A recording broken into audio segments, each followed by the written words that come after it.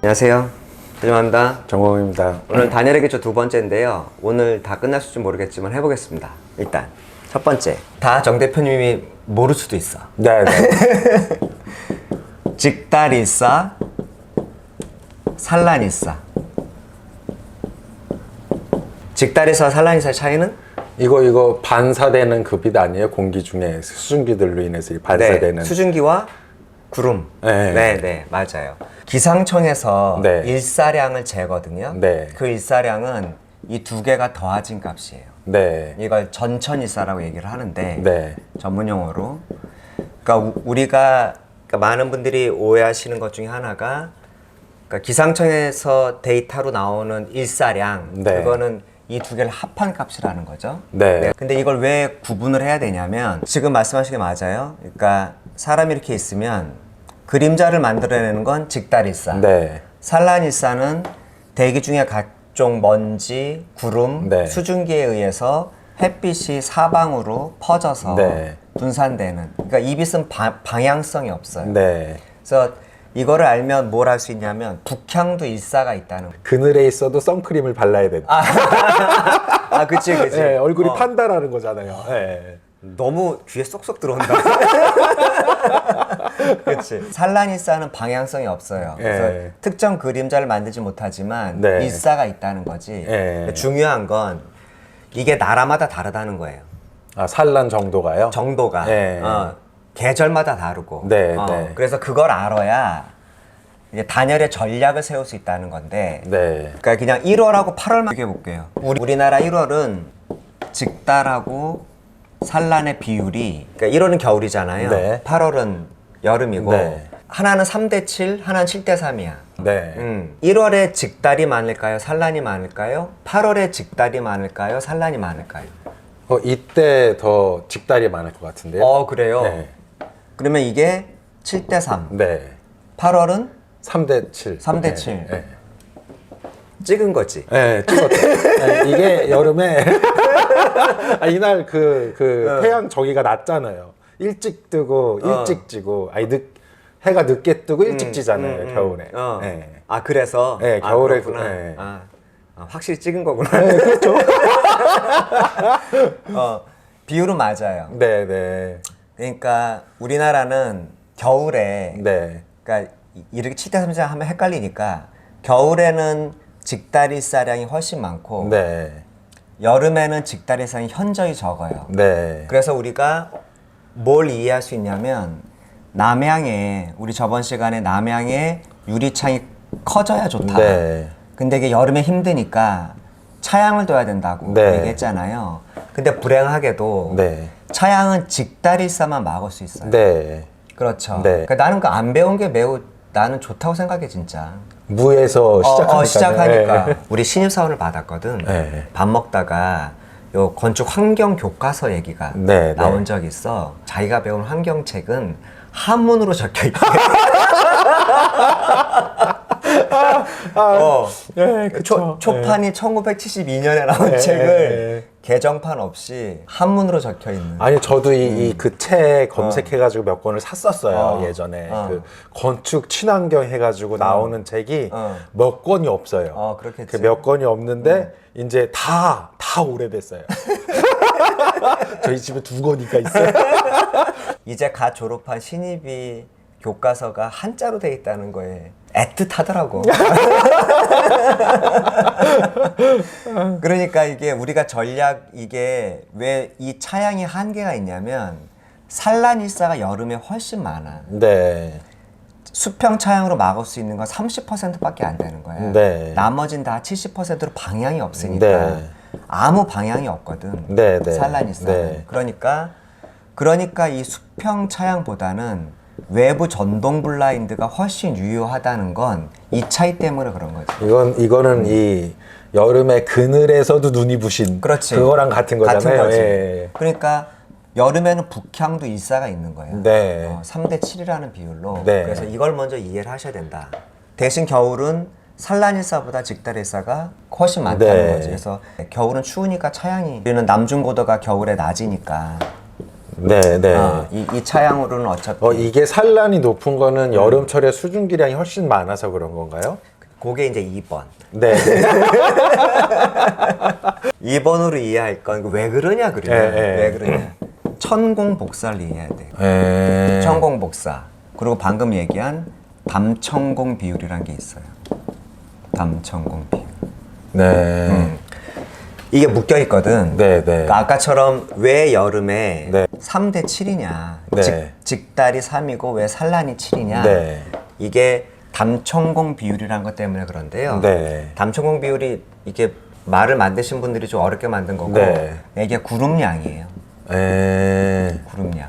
물론 이제 대기 중에 습도 탓도 네. 있지만 결정적인 건 구름량. 구름량을 제가 제일 쉽게 얘기하는 건 천고마비의 계절 들어봤죠. 네. 뜻은? 그건 잘 모르겠어요. 가을 때부터 하늘이 높아져요. 높아진다. 네. 그리고 말이 살찐다. 네. 하늘이 높아지는 건 하늘이 높아질 리가 없죠. 네, 하늘이 그렇죠. 높아지는 네. 건 구름이 사라지는 거야. 구름이 높아지는 게 아니라 사실 구름의 레벨로도 네. 연중 비슷해요. 비슷해. 물론 대기압에 따라서 왔다 갔다 하는 것 뿐인 거지. 구름이 사라진다는 표현으로 그러니까 여름에 아까 왜 여름이 산란이 많냐면 우리나라는 여름에 구름이 잔뜩 껴 있어요. 이게 가을이 되면 점점 운량이 주는 거야. 구름이 초가을, 네. 늦가을, 네, 네. 그리고 겨울이 되면 거의 없어요. 네. 그래서 맑은 파란 하늘만 네. 보이니까 하늘이 높아 보이는 거지. 네. 이게 천고마비의 계절. 그래서 운량이 줄어들면서 우리나라는 겨울에 직달일사가 많고 네. 여름에는 산란일사가 많은 국가가 된 거예요. 네. 나라마다 다르겠네요. 나라마다 네. 다르죠. 그래서 우리 굉장히 독특한 게 겨울에 구름이 없는 게 되게 독특한 나라야. 우리나라가. 그러니까 유럽 애들은 상상을 못하지. 유럽은 겨울에 습하잖아요. 겨울에 네, 습해. 네. 겨울에 습한 이유가 그것도 운량 때문이야. 유럽은 겨울 내내 해를 볼 수가 없어. 유럽에 겨울 여행 가봤어요? 네. 겨울 여행 가봤어? 네. 스페인 순례자의 길. 스페인은 좀 근데 스페인도 비슷해. 프랑스에서 시작해서 스페인으로 걸어서 넘어갔으니까. 네. 그렇구나. 여름은? 여름에는 가본 적 있죠. 파리 쪽이나 뭐 이런. 데. 그래. 더럽게 더워요. 땡볕이 막 이거는 그러니까 건조하긴 한데 그 햇볕에 나가 있으면은 직달이 사량이 어마어마하지. 그러니까 유럽의 여름은 구름이 없고. 네, 그렇죠. 여름에 구름이 겨울 없어. 그냥 완전 직사광선. 완전 직사기 그냥 새카맣게 타 그냥. 근데 겨울은 엄청나게 두꺼운 구름이 겨울 내내 껴 있어요. 유럽이. 그래서 겨울이 되게 축축하고 되게 기분 나쁜 겨울인 거죠. 겨울이. 근데 뭐 유럽 얘기는 그만하고. 그래서 우리나라가 겨울에 구름이 없으면서 즉 담천공 비율이 되게 높으면서 겨울에 직달일사량이 7대 3이 되는 거예요. 산란일사가 줄고 구름량이 줄면서 이걸 우리 선조들은 천고마비라고 이제 구름이 사라지면서 파란 하늘이 높게 보인다라고 표현을 했는데 그게 이제 건축하고 연관되는 건 뭐냐면 천공복사라는 거죠. 천공복사는 배우셨잖아. 천공복사는 지구가 있으면 갑자기 지구가 얘기가 나와서 그런데 지구의 평균 온도는 15도씨예요. 적도부터 극지방까지 전체 평균 온도가. 근데 우주의 온도는 영하 273도 아니에요? 270도. 273도까지는 아니더라고. 그러니까 열은 따뜻한 데서 차가운 데로 가니까 무조건 지구의 열이 우주 공간으로 발산을 하는 거죠. 이 발산은 아이러니하게도 1년 365일 24시간 열을 뺏겨요. 그래서 태양으로부터 멀어지면 엄청나게 추워지는 거죠. 달만 봐도 대기가 없으니까 해를 바라보는 면과 해를 바라보지 않는 면의 온도 차이가 어마어마하게 나는데 나는 이유가 결국 그러니까 지구가 살고 있는 건 1년 365일 따뜻한 15도가 영하 270도 열을 1년 내내 뺏기지만 사람이 사는 건 어마어마한 일사량 그리고 들어온 일사량을 잡아둘 수 있는 대기층이 있기 때문에 지구가 산다는 거죠. 네. 그래서 이 천공복사가 일어난다는 거예요. 네. 근데 이제 문제는 우리나라 겨울이 가을부터 구름이 사라지잖아요. 네. 그 직다리살을 막는 건 구름이라고 얘기했으니까 네. 뭉게뭉게 구름이 우리나라 땅에 이렇게 있으면 여름은 그런데 네. 겨울이 되면 이제 이게 점점 사라진단 말이에요. 네. 사라지면 햇빛이 지표면에 많이 떨어지는 거죠. 네. 우리나라 가을 겨울이. 네. 그래서 낮의 온도가 올라가요. 네. 그래서 좋아. 네.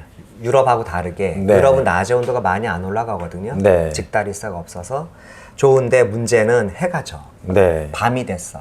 밤이 되면 낮에도 천공복사는 있지만 떨어지는 일사가 너무 많으니까 네. 그걸 못 느끼는 것 뿐인 거죠. 네. 네. 근데 해가 져. 해가 지면 직다리사가 사라지는 거지. 네. 직다리사가 사라지면서 천공복사만 느껴지는 거예요. 네. 근데 문제는 네. 이게 구름이라도 있으면 빠져나가는 덜 뺏기는데, 덜 예, 뺏기는데 가을 겨울에 구름이 없단 말이에요. 네. 그러면은 열이 어마어마하게 예. 우주로 손실되는. 네. 그래서 밤만 되면 온도가 쭉쭉 빠지는 쭉 거네요. 떨어지죠. 예. 그래서 우리나라에 일교차가 있는 거예요. 낮과 밤의 일교차. 유럽 겨울은 낮과 밤의 일교차가 없어요. 그 조금 추워지겠죠. 아, 조금. 그래봐 2도. 예. 근데 우리나라는 가을만 해도 벌써 15도, 한겨울에는 30도도 30도 예, 차이 나는 것 나니까 같아요.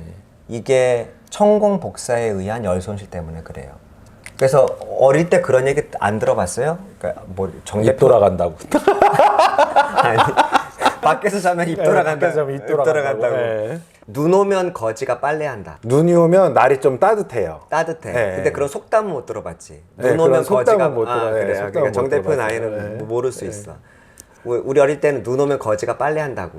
날이 따뜻하니까. 푹하다고요. 예. 그래서 우리 부모들은 다 알고 있던 거지. 눈 오면 춥지 않다라는 예, 거예요. 예. 눈 오면 왜 춥지 않냐면 구름이 잔뜩 껴 있으니까 네. 눈구름이 껴 있으니까 예. 밤에 열 손실이 없는 거죠. 예. 야간에. 예. 그러니까 따뜻한 거고 예. 따뜻하니까 거지가 옷을 벗어서 예. 이제 냇가에서 빨래를 하는 그런 예. 이제 게 있다고요. 그래서 이 천공복사, 그러니까 결국 구름의 비율과 이 우리나라 겨울에 여름에, 그러니까 구름의 비율에 따라서 열을 뺏기는 현상이 있다는 네. 거예요. 그래서 천창을 하면 유럽에서 그 유명한 무슨 천창이 있어요. 네, 되게 네. 유명한. 유럽에서는 아무 문제 없는데 우리나라에서 천창을 달면 왜 문제가 생기냐? 우리나라 겨울은 구름이 없어서 네. 천공복사 때문에 유리 표면의 온도가 쭉쭉 떨어져요. 예. 유럽 애들보다 훨씬 더 많이 예. 떨어진단 말이에요. 그러니까 이 유리창에서 그 좋은 창에서도 이게 결로가 네. 생길 수밖에 없는 거죠. 그래서 이게 유럽에서는 버틸 수 있어도 우리나라에서는 버티기가 어렵다라는 거죠. 근데 이 회사 바보는 아니니까 이 회사도 이제 글로벌 마켓에 팔아야 될 거 아니에요. 네. 그래서 우리나라 시장이 점점 커지니까 사중 유리창을 개발했어. 그래서 이 회사도 어쨌든 우리나라 같은 환경을 위해서 좀 더 강화된. 네. 근데 기존에도 워낙 비쌌으니까 네, 잘 그렇죠. 모르겠어요. 이게 네. 팔릴지는 어쨌든. 그래서 이게 천창이 우리나라는 사실 천창이 맞는 국가가 아니라는 거죠. 네. 여담이지만 연중 강우량을 봐도 네. 유럽은 되게 이래요. 예. 이래요. 이렇게 밑바닥에서 기고 네. 겨울 강우량이 조금 높아. 네. 거의 대부분의 유럽이. 근데 우리나라는 모든 강우량이 여기 이제 네. 몰려 그렇죠. 있는 예. 거죠. 네. 그래서 무슨 문제가 생기냐면 천창을 때리는 빗방울 소리를 참기가 어려워요. 네. 너무 많은 양이 천창 유리창에 치니까 네. 그 특유의 소리가 있어요. 말 달리는 소리. 그 소리 때문에 제가 그 유리 위에다가 12T 2개를 그 접합 유리로 만들어서 발로도 밟아야 되잖아요. 그러니까 발로 밟아도 괜찮게 12T 2장을 접합으로 붙여서 위에다 다시 얹었어요. 예, 그러니까 소리가 안 괜찮아. 나더라고요. 예. 맞아. 그러니까 그러니까 유럽의 천창을 그냥 그 스펙대로 가져오면 이 여름철에 말 달리는 소리가 네. 실내에 나요. 그래서 이런 것들도 이제 기후에 따라서 제품의 선택이 달라진다라는 네. 거죠. 이게 두 번째. 그러니까 천공복사를 이해해야 된다. 네. 세 번째는 벽체 속의 온도 기울기. 온도 변화 기울기. 온도 변화죠. 여기서 이제 내단열, 외단열 얘기가 좀 깊이 들어갈 수 있지만 오늘은 들어가지 맙시다. 네. 외단열이에요. 이 온도 기울기를 내단열과 외단열 둘 다 한번 해볼게요. 이쪽은 내단열, 이쪽은 외단열. 실내 온도는 여기, 실외 온도는 여기. 뭐 실내 온도가 밑에 있는 건 아니면 시각적으로 보여주기 위해서 외기가 영하 20도, 실내가 20도, 영하 10도만 합시다. 20도 와닿지 않으니까. 영하 10도, 실내가 20도. 이 속에서의 온도 변화. 열은 이거 겨울이에요, 겨울. 20도, 영하 10도니까 따뜻한 데서 차가운 데로 흐르잖아요. 흐르는데 벽체 속의 온도가 변한다는 거죠, 거기에 따라서. 그래서 온도 구배를 그리면, 그러니까 이거는 비전공자도 쉽게 그릴 수 있다는 거죠. 콘크리트 단열재가 아니니까 이 바깥의 온도와 안의 온도가 거의 유사. 비슷. 살짝 올라가겠죠. 살짝. 모든 온도의 변화는 단열재 속에서 생긴다는 거죠. 단열재 속에서 생긴다. 요게 온도 기울기. 그런 거죠. 그러면 외단열을 한번 그려보시죠. 외부. 여기가 외부죠. 여기가 내부고요. 얘는 영하 10도 외부에서 여기가 20도니까 이렇게 떨어지겠죠. 그렇죠. 그게 온도 구배. 그러니까 벽체 속의 온도 구배는 거의 다 단열재 속에서밖에 변하지 않는다는 거죠. 그럼 우리가 저번에 얘기했던 벽돌 뒤쪽에 공기층은 단열 성능이 없다. 이제 그래서 이제 벽돌층을 그려보면 콘크리트에 단열재가 있고 공기층이 있고 조적을 벽돌을 쌓았어요. 이렇게. 그러면 똑같이 실내 온도, 실외 온도 있으면 이 속에서 온도 변화는 여기에서는 여기까지는 똑같은 거죠. 이게 사실 그러니까 국제 기준으로는 수평이죠, 그냥. 수평. 근데 우리나라는 이거 살짝 올라가는 걸 허용해 주는 거고 모든 변화는 단열재 속에서 그리고 여기서 콘크리트가 살짝 올라가고 이게 이제 온도 구배. 그래서 온도 기울기는 되게 쉬워요. 개념적으로 이제 네 번째랑 붙으면 돼. 네 번째는 습기의 이동. 아까 저기서 그 양단열도 한번 해보는 게 낫지 않을까요? 양단열이요. 되게 실내를 얇게 하죠. 그렇죠. 그러면 실내를 얇은 단열재 하고 이게 콘크리트. 이런 걸 해보자는 거죠. 그리고 온도 구배는 기울기가 같아야 되니까 여기서 쭉 내려오고 여기서 수평이고 여기서 이렇게 가는 거죠. 이게 양단열의 온도 구배. 아 근데 아까 얘기를 안 했던 게 그래서 그러니까 우리나라는 가을과 겨울에 우주로의 열 손실이 굉장히 큰 국가란 말이에요. 그래서 건축법을 보면 외벽의 단열재 두께보다 지붕의 단열재 두께가 항상 두껍잖아요, 우리. 지붕의 단열재 두께가 법적으로 외벽의 단열재 두께, 지붕의 단열재. 예를 들면 이게 190, 그럼 이게 뭐 220 이런 식으로 이 건축법 자체가 이게 우주로의 천공복사에 대한 손실을 고려한 거예요.